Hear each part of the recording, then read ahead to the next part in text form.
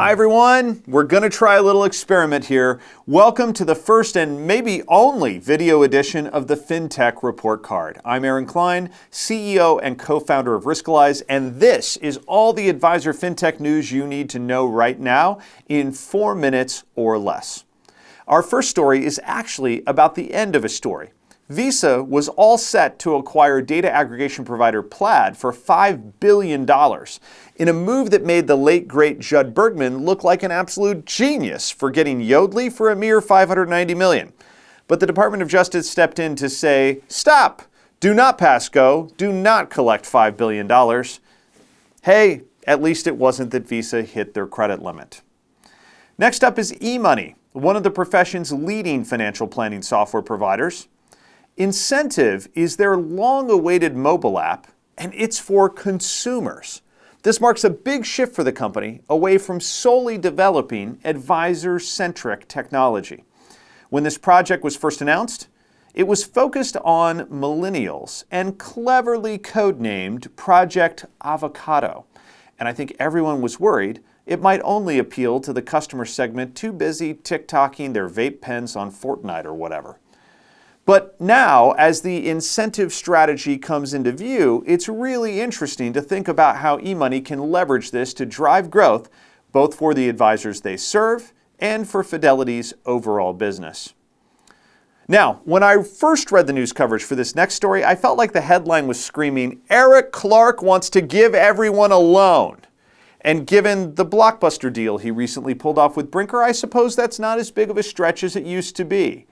But the double click on this story is super interesting. With this partnership with Focus Financial, Orion has empowered each advisor using its platform to truly become the personal CFO to their clients, with a wide range of banking and lending opportunities integrated right into Orion. This is a big step for empowering independent advisors to compete and win. Big kudos to Orion. Another wealth management platform took a big step forward when these companies announced a three-way merger, Tegra 118, Finantix, and InvestCloud. Given that nobody could spell Finantix or remember how many chemical elements there were on Earth, they did us all a huge favor and are calling the company InvestCloud. CEO John Wise is a force of nature in this industry, and one of the most powerful assets he just brought aboard his team is Cheryl Nash, one of the leading female leaders in our profession. Speaking of which, Cheryl is proving her innovation bona fides by being a featured guest at our first ever Wealth Tech dinner party that we're hosting on Clubhouse on March 1st. If you don't know what Clubhouse is, it's a new social network with like 3 users. Send me a tweet if you want to join and we'll send you an invite. And last story, for those enterprises who say, hey, I'm not looking for a new platform, I'm just trying to make my existing one work better, enter Judd Mackrill. Judd was CMO at Carson Group and is now left to launch MileMarker along with 3 co-founders.